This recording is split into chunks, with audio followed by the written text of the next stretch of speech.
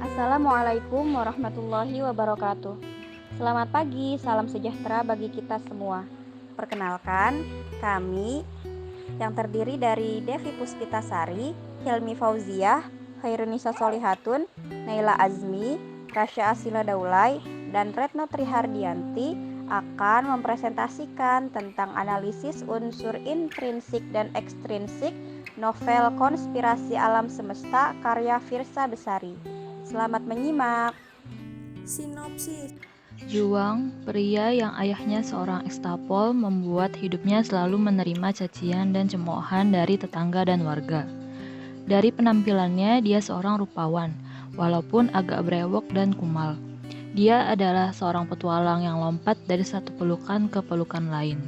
Menurutnya, pelukan itu ya pelukan, soal rasa dan cinta. September 2011 di kota Bandung, Juang sedang mencari buku langka. Ketika berjalan, tak sengaja dia menabrak seorang wanita hingga bukunya terjatuh. Juang memungutnya dan mengembalikan buku itu. Mereka saling bertatap muka untuk pertama kalinya. Berawal dari tabrakan, naik biang lala berdua, hingga hendak menjalin hubungan bersama. Senja memang terlalu pandai membawa kita kepada kegelapan. Namun kita harus tahu cara bersyukur, banyak bintang yang menanti kita untuk nikmati. Seperti apakah warna cinta dan rintangan yang mereka hadapi? Apakah itu merah muda ataukah kelabu?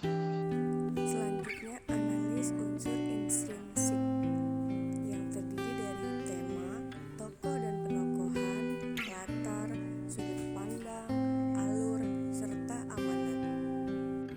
Selanjutnya adalah tema. Tema yang diangkat dari novel Konspirasi Alam Semesta, yaitu kisah perjalanan hidup dan cinta sepasang pemuda. Novel ini berkisah tentang perjalanan hidup dan cinta sepasang pemuda dalam menjalani kehidupannya yang penuh lika-liku dan berbagai tantangan di pertengahan usia 20-an. Data pada halaman 19 menunjukkan Juang pun akhirnya menetap di Bandung, kota yang mengingatkannya pada Makassar dan Manado. Tidak sebising Jakarta, namun tidak sejauh itu untuk menjenguk sang bunda. Sesekali ia menjadi wartawan lepas. Seringkali ia membantu Dude di kedai kopi. Cita-cita terdekatnya adalah mengangkat sejarah Papua. 2 tahun berselang, Juang kini mengerti bahwa tidak semudah itu menjadi seseorang yang berguna. Tapi Juang menemukan cintanya di tempat ia mencari jati diri. Juang Astrajingga, seorang jurnalis yang memulai kisah cinta dari pertemuan sekilas yang tak disengaja dengan Ane Tiade. Berlanjut wawancara dan kisah cinta yang mengharu biru. Berkat adanya konspirasi alam semesta, mereka bersatu dan berpisah. Selanjutnya adalah tokoh dan penokohan. Yang pertama yaitu ada tokoh. Tokoh utama dari novel tersebut adalah Juang Astrajingga dan Ana Tidae. Tokoh kedua yaitu ayah Juang, ibu Juang, David Gunawan, Dude Ginting, dan Fatah Dublajaya. Lalu yang terakhir ada tokoh pembantu yaitu Andika Ebra, Budi Priyadi, Mace Francisca, Pace Johan, Face Felix, Dery Ismail, dan yang terakhir Camar. Lalu selesai tokoh yaitu ada penokohan. Yang pertama yaitu tokoh Juang Astrajingga, yaitu pemuda dengan jiwa yang bebas yang menyukai tantangan dan sosok keras kepala. Lalu ada tokoh Ana Tidae, yaitu dia adalah gadis cerdas, lembut, dan berparas menawan.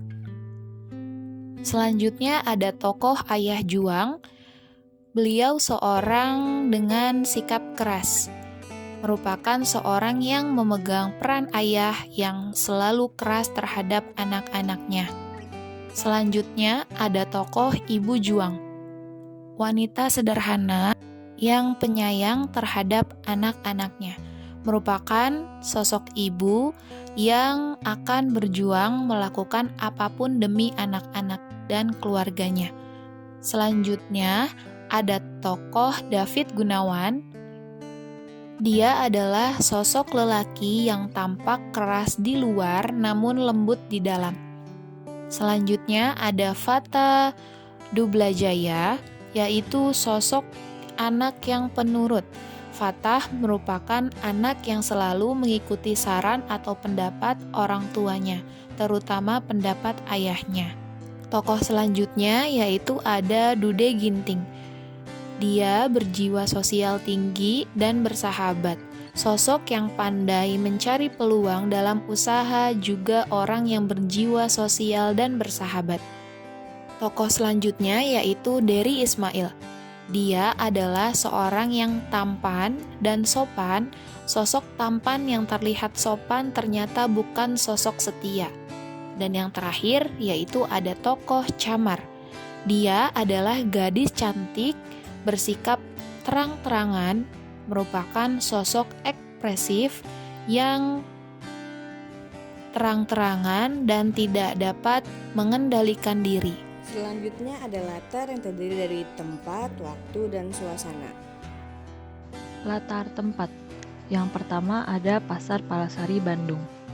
Bandung sedang berangkat menuju senja tatkala seorang lelaki kumal menyusuri lorong Palasari, surga kecil bagi para pemburu buku. Kutipan tersebut menggambarkan lokasi di mana Juang sedang menyusuri Pasar Palasari untuk mencari buku. Yang kedua ada Bandar Udara Setani. Sewaktu kain penutup mata kami bertiga dibuka, entah bagaimana caranya, kami telah tiba di Bandar Udara Sentani. Pace Johan menjabat tangan Budi dan Andika. Padaku ia memeluk. Aku menepuk-nepuk lengan besarnya. Kutipan tersebut menggambarkan lokasi di mana Pace Johan membawa Juang dan temannya ke Bandar Udara Sentani. Yang ketiga, rumah sakit. Sedang tidur, kata dokter, akan lebih baik semisal Ana diopname barang semalam di sini, biar enggak banyak bergerak dan bisa menerima asupan gizi yang cukup. Jelas David. Kutipan tersebut menggambarkan lokasi di mana David sedang memberitahu Juang tentang kondisi Ana. Latar waktu. Ketika sore resmi menjadi malam, tenda telah terbangun, api unggun kecil telah dibuat dan makan malam telah disajikan. Gadis itu duduk di atas batu. Kutipan tersebut menggambarkan latar waktu malam hari saat sedang berkemah dan telah membuat tenda api unggun. Yang kedua, Mentari tak lagi bersahabat dengan Ana. Dokter sudah mewanti-wanti agar ia tidak melakukan kontak langsung dengan triknya. Namun, Ana bukan makhluk nokturnal dan perkuliahannya tidak berlangsung pada malam hari. Kutipan tersebut menggambarkan latar waktu siang hari di mana Ana sedang berada di kantin kampusnya untuk menikmati makan siang. Yang ketiga, sinar sang fajar memaksa Ana terjaga dari lelap. Ia menilik seorang lelaki yang tertidur dengan kepala telungkup di sudut ranjangnya. Kutipan tersebut menggambarkan latar waktu pagi hari saat Ana baru tersadar setelah pingsan yang dialaminya. Latar suasana. Yang pertama, bahagia. Juang hanya membalas dengan titik 2 dan kurung tutup. Padahal di kamar indekosnya ia sedang melompat-lompat kegirangan. Kutipan tersebut menggambarkan suasana bahagia saat Ana menerima ajakan Juang. Yang kedua, kaget. Juang terbelalak saat membaca surel yang baru saja masuk ke komputernya. Ia mencubit lengannya sendiri, membuktikan bahwa dirinya tidak sedang bermimpi. Kutipan tersebut menggambarkan kekagetan Juang saat proposal yang diajukannya disetujui. Yang ketiga, sedih. Fatah berteriak memenuhi kehampaan lorong. Bapak cuma mengembus napas panjang sembari menggeram. Juang terduduk lemas di bangku besi yang memanjang. Kutipan tersebut menggambarkan kesedihan setelah mendengar kabar bahwa ibunya Juang telah meninggal. Selanjutnya adalah sudut pandang. Nah, sudut pandang pada novel Konspirasi Alam Semesta adalah menggunakan sudut pandang orang ketiga. Nah, sudut pandang orang ketiga adalah kondisi di mana penulis meletakkan tokoh utama sebagai orang dengan kata ganti orang ketiga, yakni ia atau dia. Dalam sudut pandang orang ketiga, penulis seolah-olah berada di luar cerita yang mengisahkan cerita tokoh utama kepada pembacanya. Sudut pandang pada novel ini menggunakan orang ketiga menggambarkan setiap tokoh berdasarkan sudut pandangnya. Penggunaan sudut pandang penulis sebagai pihak ketiga terasa ganjil dengan penyertaan cuplikan surat balas berbalas antara Juang maupun Ana. Struktur cerita yang terdapat pada novel tersebut ditulis secara sistematis sesuai alur cerita maju. Cerita dalam novel ini ditulis dari awal pertemuan kedua tokoh utama, lalu timbul berbagai masalah atau konflik. Mereka menjadi sepasang kekasih, perlahan satu persatu masalah usai, lalu mereka menikah dan semua masalah selesai hingga mereka terpisahkan. Pengenalan. Awal cerita dibuka dengan pengenalan tokoh utama dalam pertemuan pertama keduanya yang tidak terduga. Pertemuan keduanya bermula dari tabrakan yang tak disengaja saat berjalan berburu buku di Palasari, sebuah tempat yang menjadi surga bagi pencinta buku dengan harga lebih murah. Pertemuan kedua, mereka terjadi juga tanpa diduga dalam perihal pekerjaan di mana Juang yang merangkap sebagai wartawan lepas bertugas untuk mewawancarai anak dari legendaris Sinta Aksara, seorang sinden yang menjelajahi Eropa dengan suara merdunya, dan yang ternyata anaknya itu adalah wanita yang ditemuinya di Palasari saat berburu buku. Pertemuan kedua menjadi awal perkenalan kedua tokoh utama. Menuju adanya konflik. Konflik terus berdatangan setelah keduanya saling mengenal. Konflik bermula ketika mulai tumbuh rasa saling cinta kedua tokoh utama, namun saat itu kondisi waktu tengah tidak memungkinkan. Puncak konflik terjadi di saat mereka telah menjadi sepasang kekasih dan proposal yang Juang ajukan telah diterima, membuat mereka harus berpisah dan tidak dapat berkomunikasi. Juang pergi dan tidak ada kabar, sementara ibundanya jatuh sakit hingga pada akhirnya meninggal, dan tanpa sepengetahuannya, kekasihnya juga menderita penyakit kronis. Kemudian Juang terbakar api cemburu saat melihat kekasihnya dipeluk Dery, lalu melarikan diri melakukan perjalanan ke Nia, Sumatera Utara. Penyelesaian. Juang mengetahui kebenaran tentang kekasihnya dari pesan yang dikirim oleh David. Hati Ana berhasil diluluhkan dan mau untuk dilakukan operasi. Ana perlahan pulih dan Juang memberikan kejutan besar, hal yang diidam-idamkan oleh Ana. Mereka akhirnya bersatu dalam ikatan pernikahan. Juang yang seorang berpetualang kembali melakukan perjalanannya meskipun sudah berusaha ditahan oleh istrinya. Juang tetap bersikukuh, istri Juang hamil, dan dalam petualangannya Juang mengakhiri hidupnya setelah tersembur benda panas dari mulut Gunung Sinabung. Lalu selanjutnya ada amanat. Amanat yang terdapat dari novel ini adalah pesan yang dapat kita ambil dari novel ini, yaitu kepercayaan jika segala sesuatu yang terjadi di dunia ini sudah ada yang mengaturnya sesuai dengan waktunya. Sebagai manusia, kita hanya bisa mensyukuri dan melakukan segala sesuatu yang bisa kita lakukan atau terus melakukan upaya terbaik selama hidup kita.